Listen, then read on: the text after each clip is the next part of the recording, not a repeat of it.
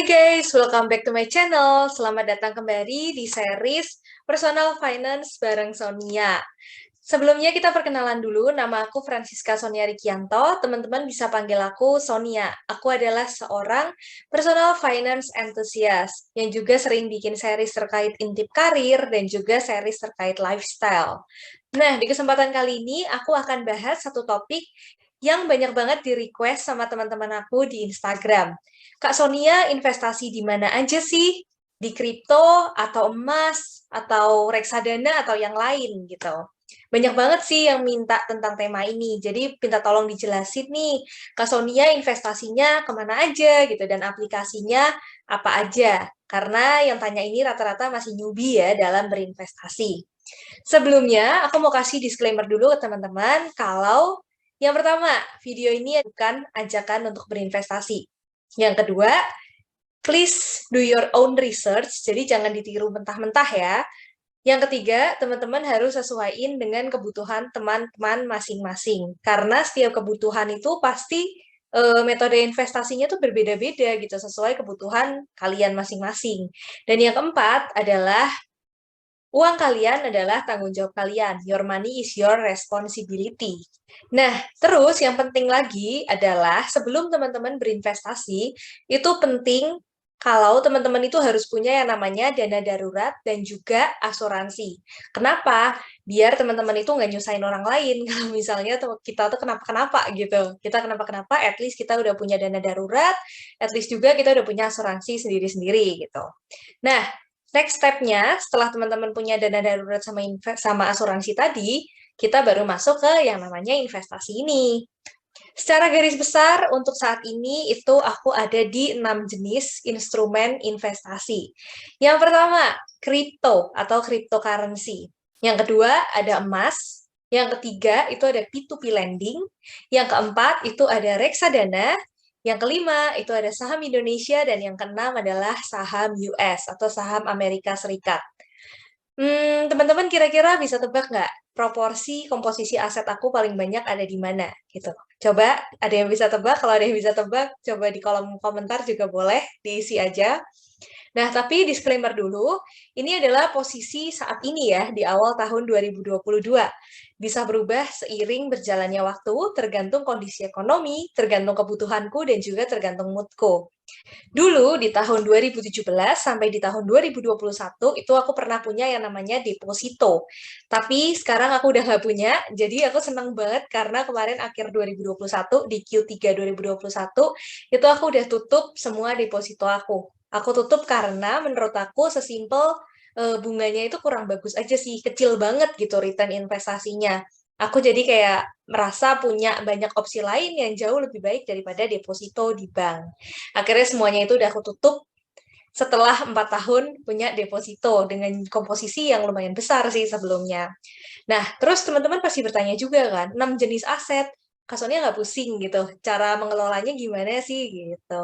Nah, jujur aja aku tuh selama ini mencatat gitu di sebuah Excel tentang komposisi aset aku, terus juga persentasenya terhadap total aset aku. Jadi dari waktu ke waktu itu aku bisa lihat pergerakannya nih teman-teman.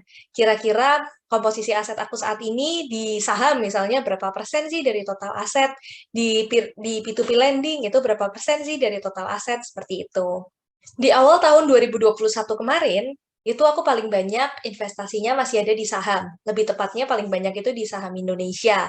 Tapi di akhir tahun 2021 kemarin, baru banget itu aku jualin saham-saham aku. Kenapa aku jual? Sebagian karena lagi profit teman-teman. Kemarin itu saham kan sempat naik ya di akhir tahun 2021 di bulan Desemberan. Jadinya banyak dari saham aku itu yang aku lepasin karena udah untung kan. Jadinya udah dapet profit, oke lah, it's time to take it out gitu. Tapi mungkin ada kemungkinan aku bisa masuk lagi di tahun 2022 ini. Cuma memang secara fundamental, saham itu menjadi jenis aset yang kurang bagus sih di tahun 2022 ini.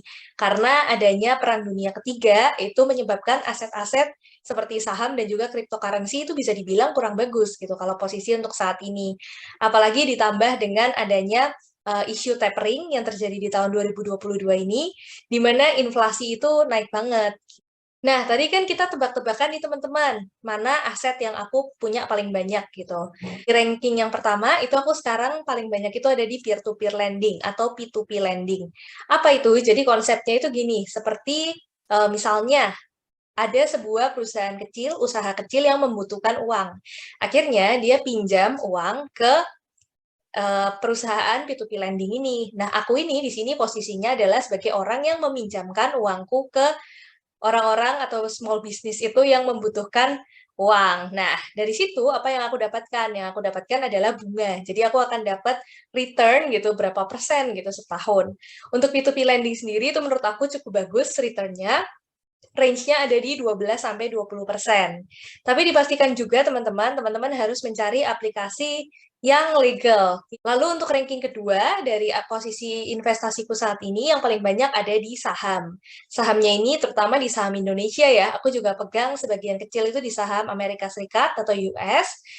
Selain itu untuk cryptocurrency, reksadana, lalu juga ada yang lain-lain lagi itu aku sedikit aja sih. Emas pun juga aku emas digital gitu sedikit banget. Aku paling prioritas ada di dua jenis aset tadi, di P2P lending sama di saham untuk saat ini, untuk di tahun 2022 ini. Tapi disclaimer lagi, karena ini itu juga bisa berubah-ubah seiring perkembangan ekonomi, seiring kondisi ataupun kebutuhanku, dan juga seiring mood aku gitu. Kira-kira aku lagi pengen investasi di jenis aset yang mana sih yang paling banyak gitu. Terus muncul banyak juga pertanyaan dari teman-teman, kenapa sih Kak suka banget untuk investasi di P2P lending gitu? Di sini aku punya beberapa alasan, sekitar 3 alasan lah ya. Yang pertama, itu return P2P lending yang lumayan besar dan juga fix. Ya, karena aku cewek, jadi aku suka yang pasti-pasti lah ya. Dibandingkan saham, kan dia return-nya itu bisa kita bilang tidak fix gitu. Bisa 15%, bisa 30% setahun, tapi at the same time juga bisa jadi negatif 15% gitu atau minus 30% itu juga bisa terjadi kalau di saham ataupun di cryptocurrency. Nah, yang kedua, alasan kenapa aku paling banyak itu saat ini di P2P lending adalah isu tapering yang tadi aku bahas itu. Isu tapering yang terjadi di tahun 2022 ini. Di mana untuk saat ini itu posisinya kurang bagus untuk aset-aset yang high risk atau yang punya risiko tinggi seperti cryptocurrency, saham, dan sejenisnya. Tapi kalau misalnya teman-teman tujuannya untuk beli saham adalah untuk investasi jangka panjang atau long term, itu menurut aku masih bagus. Yang penting stock pick teman-teman atau saham-saham yang teman-teman pilih itu adalah saham-saham yang memang punya kualitas yang bagus. Nah, alasan ketiga, dari segi waktu, P2P lending itu tidak terlalu banyak menyita waktu. Beda halnya dengan saham yang aku itu benar-benar harus analisa untuk mendapatkan saham-saham yang bagus. Kalau P2P lending itu bisa dibilang jauh lebih gampang lah ya.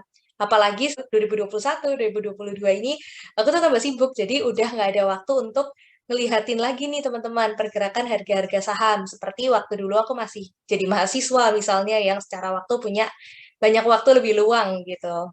Karena untuk menganalisa yang benar itu kita butuh waktu ya. Dan aku tuh bukan tipikal orang yang akan percaya dengan pom-poman atau rekomendasi dari influencer-influencer personal finance ataupun influencer yang suka bahas tentang saham gitu. Aku tuh nggak bisa. Jadi aku tuh benar-benar tipikal orang yang akan pilih saham-saham yang aku mau invest itu berdasarkan analisa aku pribadi. Nah, terus teman-teman, aku tuh juga sering banget dapat pertanyaan dari teman-temanku di Instagram, Kak, lebih baik P2P lending atau reksadana sih? Atau lebih baik aplikasi peluang atau misalnya aplikasi yang untuk investasi saham gitu.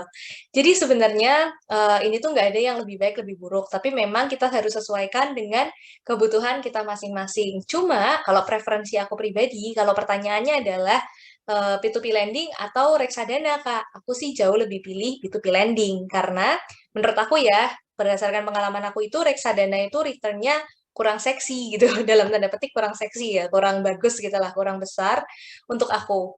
Nah, aku tuh punya track record-nya teman-teman. Aku pernah investasi di reksadana, mulai dari udah 1,5 tahun lah ya sampai sekarang gitu, mulai dari tahun 2020. Nah, dalam 1,5 tahun itu, aku cuma dapat return 1,71% dari reksadana pasar uang yang aku milikin gitu. Tentu saja menurut aku nilainya kecil banget ya reksadana ini. Kemarin itu sebenarnya jadi agak kecil bunganya setelah pandemi COVID sih, karena menurut teman-teman aku yang investasi reksadana di sebelum itu, returnnya itu sebenarnya lumayan di atas deposito bank. Tapi karena pandemi ini jadi cuma 1,71% reksadana aku nih teman-teman, rata-rata returnnya dalam 1,5 tahun. Sedangkan di P2P lending sendiri itu aku bisa dapat pasti di atas 10% gitu karena range-nya aja 12% sampai 20%. Dan menurut aku juga risiko sama sama return yang dihasilkan itu juga sebanding gitu. Dari misalnya 385 pinjaman yang pernah aku danai di salah satu aplikasi investasi, aku ini di sini pakai Investri. Jadi teman-teman kalau misalnya mau daftar Investri, teman-teman bisa pakai kode referral yang ada di komentar box ya. Nanti aku tulis di description box juga. Kode referralnya adalah O besar 0ZFR. Nanti aku tulis juga di bawah ya. Nah, di antara 385 pinjaman itu baru terjadi satu kali gagal bayar. Tapi kalau teman-teman tanya, pernah nggak sih telat bayar gitu? Sering jawabannya. Saat ini gitu ada 7 yang telat bayar gitu. Tapi aku sih merasa tenang-tenang aja ya, karena aku masukin itu udah berdasarkan analisaku. Jadi dalam artian aku tidak mungkin memasukkan dengan jumlah yang sangat besar ke dalam satu pinjaman. Terus juga aku yakin itu suatu saat akan dibayar gitu. Karena selama ini seperti itu gitu, telat bayar tapi tetap terbayarkan akhirnya dan terbayarkannya itu pun juga beserta dengan bunganya. Jadi kalau pembayarannya itu mundur, maka bunga yang kita dapat return-nya itu juga mundur. Kalau reksadana itu sebenarnya aku merekomendasikan teman-teman bukan sebagai sarana investasi sih, tapi lebih tepatnya untuk menyimpan misalnya setengah dari dana darurat kalian. Kenapa? Karena reksadana ini punya satu kelebihan yang menurut aku nggak dipunya sama P2P lending ataupun saham ataupun yang lainnya gitu. Adalah likuiditasnya. Apalagi reksadana pasar uang ini, dia liquid banget. Misalnya, kita beli hari ini, 3 hari kemudian teman-teman butuh uangnya, teman-teman tuh bisa tarik, bisa withdraw aja gitu. Beda halnya dengan P2P lending, yang kalian harus tunggu masa peminjamannya itu jatuh tempo dulu, baru teman-teman bisa tarik uangnya. Itu juga harus menjadi pertimbangan buat teman-teman ketika memilih instrumen investasi mana yang paling tepat. Nah, untuk saat ini kan banyak juga teman-teman yang tanya ke aku nih, Kak Sonia investasi di mana aja aplikasinya? Kalau untuk cryptocurrency itu aku sekarang pakai Indodex. Teman-teman nanti aku tulis juga ya di description box. Aku pakai Indodex aja. Kalau untuk emas itu aku pakai online, jadi pakai Peluang. Kalau teman-teman tahu aplikasi Peluang, ya itu punyanya Gojek sih dulu. Jadi kayak namanya itu dulu Go Investasi, terus sekarang namanya itu jadi Peluang gitu. Itu aku cuma pakai itu aja. Untuk P2P lending itu saat ini ya, per detik ini tuh aku pakai 3 aplikasi. Yang pertama ada Investri, yang paling banyak itu aku di situ. Yang kedua itu ada Akseleran, dan yang ketiga itu adalah komunal gitu. Untuk plus minusnya masing-masing dari platform investasi ini mungkin aku akan jelaskan di video part berikutnya ya, karena akan panjang tuh kalau untuk penjelasan tentang itu. Nah, selanjutnya untuk reksadana itu aku investasi di Ajaib Sekuritas. Ajaib Sekuritas ini aku pakai untuk investasi reksadana dan juga saham, karena dia ini bisa dipakai untuk kedua investasi itu, saham Indonesia ya maksudnya. Nah, kalau untuk saham Indonesia sendiri itu aku pakai 2 aplikasi. Yang pertama, Ajaib Sekuritas yang tadi aku bahas, dan yang kedua itu aku pakai BNI Sekuritas atau Beyond, punyanya Bank Negara Indonesia. Nah, yang keenam itu juga aku investasi di saham United States atau saham US. Kalau untuk saham US ini, teman-teman bisa investasi di Peluang. Di Peluang itu juga ada, tapi teman-teman itu cuma bisa beli indeksnya aja, bukan sahamnya, ataupun di GoTrade. GoTrade itu teman-teman bisa beli sahamnya. Jadi mungkin sekian tentang pembahasan di mana sih Kak Sonia investasi gitu, di mana aja, dan juga aplikasinya pakai apa aja. Nanti di seri-seri selanjutnya aku akan bahas mungkin urut kali ya spesifik. Jadi P2P lending itu aku bahasnya di mana aja, plus minusnya apa aja, terus reksadana juga plus minus dan juga aku investasinya kemana. Dan aku juga pengen review masing-masing dari aplikasi ini nih, plus minusnya apa aja gitu. Di sini aku tidak di-endorse sama satupun brand tersebut gitu. Pernah sih di-endorse, tapi saat ini video ini aku dibuat ini bukan dalam konteks endorse ya. Aku emang mau pure sharing aja untuk bantu teman-teman yang belum tahu kira-kira teman-teman ini baiknya investasi kemana sih gitu. Biar aku bisa kasih view nih ke teman-teman. Kira-kira plus minusnya aplikasi X ini loh, yang Y ini loh gitu. Thank you teman-teman udah dengerin cerita investasi aku kali ini. Jangan lupa untuk subscribe channel ini dan juga share video ini ke teman-teman ataupun keluarga kalian kalau kalian merasa bahwa video ini bermanfaat untuk kalian. Thank you for watching. Stay happy, stay healthy, and stay humble. Thank you.